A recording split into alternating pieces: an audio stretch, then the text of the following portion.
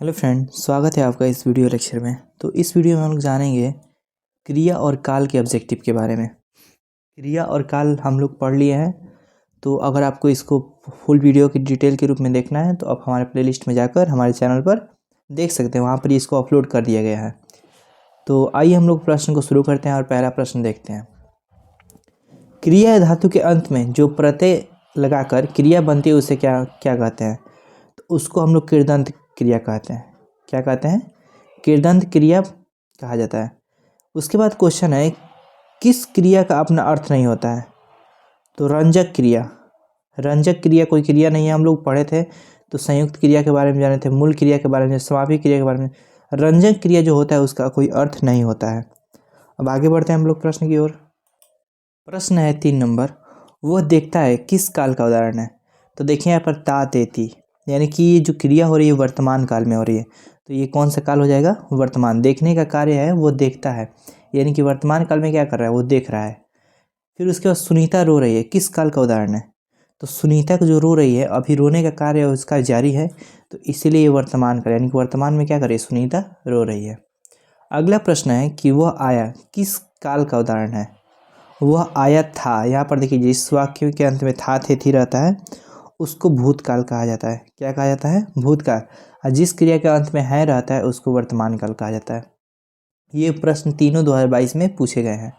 अगला प्रश्न देखते हैं हम लोग 6 नंबर। तो वर्तमान काल के कितने प्रकार होते हैं? तो आप लोग ट्रिक याद करें, 365, यानी कि 3। वर्तमान काल के कितने भेद होते हैं?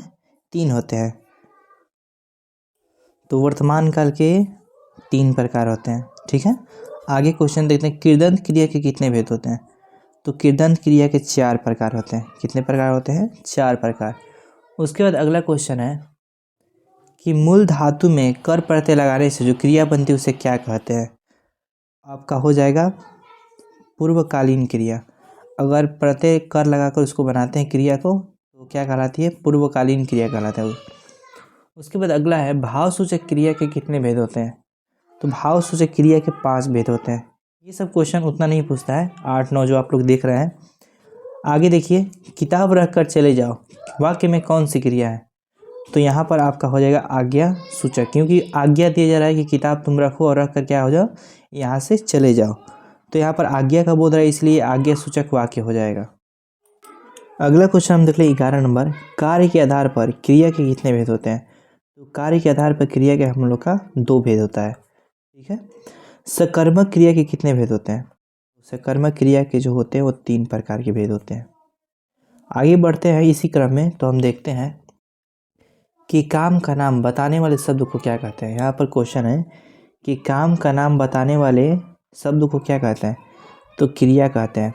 कोई क्रिया का कोई कार्य का, कोई शब्द का जानकारी जिससे होता है उसको क्या कहते हैं? क्रिया। जैसे वो खा रहा है, वो गा रहा है, नहा रहा है, तो इन सभी क्रियाओं से क्या हो रहा है? किसी कार्य के होने का बोध हो रहा है, इसलिए क्रियाएं क्या कराती है? कार्य कराती है। अगला प्रश्न देखते हैं कि क्रिया के रूप परिवर्तन होते हैं किसके अनुसार? लिंग के अनुसार भी होते हैं, वचन के अनुसार भी होते हैं, पुरुष के अनुसार, यानी कि इन सभी के अनुसार क्या होते हैं?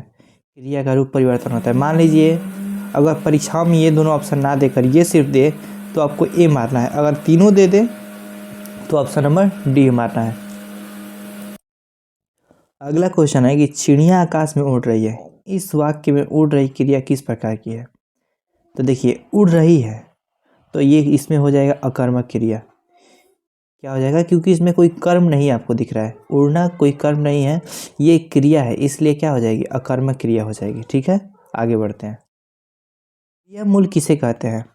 क्रियामूल किसे कहते हैं? तो यहाँ पर आपका हो जाएगा धातु को। किस चीज़ को? धातु को ही क्रियामूल कहा जाता है। अब आगे बढ़ते हैं उसी क्रम में, तो देखिए, निम्नलिखित क्रियाओं में से कौन सी क्रिया अनुकरणात्मक नहीं है? तो यहाँ पर झुठलाना, झुठलाना जो हो जाएगा आपका क्या होगा? अनुकरणात्मक क्रिया नहीं है, उसका उदाहरण नहीं है। आगे बढ़ते हैं, क्रिया बनाने के लिए धातु में क्या जोड़ा जाता है? तो क्रिया बनाने के लिए धातु में ना प्रत्यय को जोड़ा जाता है। क्या जोड़ा जाता है? ना प्रत्यय को धातु में जोड़ा जाता है। अब देखिए, भविष्य काल के कितने प्रकार होते हैं? 365, यानी कि 5 प्रकार। शुद्ध फॉर्मूला को याद रखिए, 365। 3 मतलब कि वर्तमान काल और 6 मतलब भूतकाल और 5 मतलब भविष्यकाल। तो 365 की मदद से आप क्या कर सकते हैं, भविष्यकाल कितने प्रकार के होते हैं ये ज्ञात कर सकते हैं। तो यहाँ पर ऑप्शन आपका क्या हो जाएगा, 365 यानी कि 5 प्रकार, ऑप्शन नंबर डी। अगला क्वेश्चन है कि संज्ञा, सर्वनाम और विशेषण शब्दों में परतें लगाकर जो धातुएं बनाई जाती हैं उन्हें क्या कहा जाता है। तो उन्हें हम लोग नाम धातु कहते हैं। हम लोग पढ़े थे कि संज्ञा, सर्वनाम या विशेषण किसी भी शब्द में अगर प्रत्यय लगता है तो वहाँ पर क्या बनता है, नाम धातु बनता है। वह घर पहुँच गए, इस वाक्य में पहुँच गए निम्नलिखित में से किस क्रिया का उदाहरण है। तो यहाँ पर हम लोग पूर्वकालीन क्रिया कहेंगे, इसको क्या कहेंगे, वह घर पहुँच गया, ये पूर्वकालीन क्रिया का उदाहरण है। संज्ञा, अगला क्वेश्चन है, संज्ञा विशेषण और क्रिया विशेषण शब्दों के बाद जब दो अलग धातु आते हैं तो उन्हें क्या कहते हैं।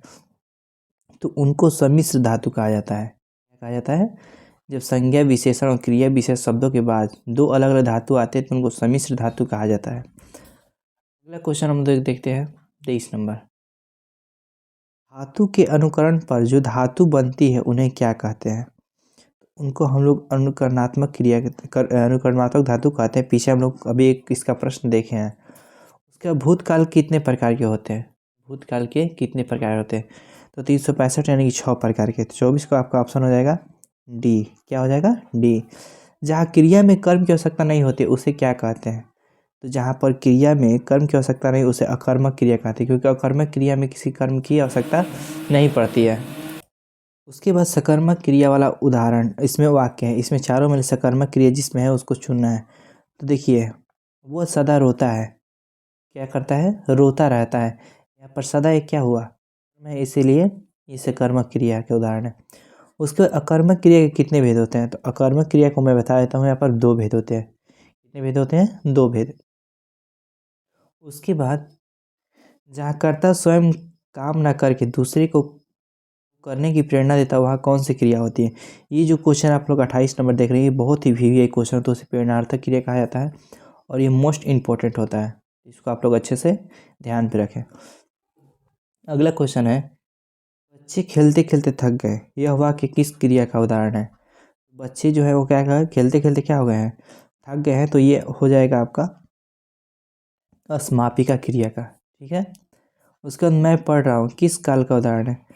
तो यहाँ पर ये क्वेश्चन जो है आपका नहीं पूछता है परीक्षा में। 29 नंबर, मैं पढ़ रहा हूँ किस काल का उदाहरण। देखिए पर हूँ है, हूँ जो इसमें रहता है वाक्य में उसको हम लोग क्या कहते हैं, उसको वर्तमान काल। तो मैं पढ़ रहा हूँ यानी कि अभी पढ़ने का काम कर रहा है, इसलिए ये वर्तमान काल हो जाएगा। अगला प्रश्न है, राम खाता होगा कौन काल होगा।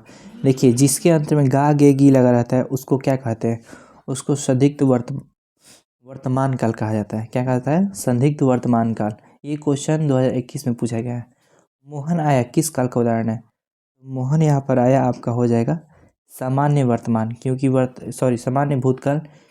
ये सामान्य भूतकाल में क्या हुआ, किसी यानी कि मोहन का आने का यहाँ पर बोध हो रहा है, तो यहाँ पर हो जाएगा मोहन आया किस काल का उदाहरण है, तो सामान्य भूतकाल। अब हम लोग अगले वीडियो में जानेंगे पदबंध के बारे में। इस वीडियो में इतना ही, धन्यवाद, थैंक यू।